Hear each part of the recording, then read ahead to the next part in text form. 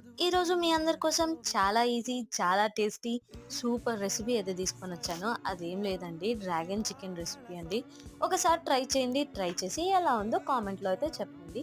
దానికోసం చికెన్‌ని boneless chicken తీసుకొని పెద్ద పెద్ద ముక్కల్లాగా అయితే కోసుకోవాలండి, స్ట్రిప్స్ లాగా. అందులో ఉప్పు మరియు మిరియాల పొడి ఏసి దాన్ని కలిపి మ్యారినేషన్ కోసం 30 నిమిషాలయితే పక్కన పెట్టేయాలి.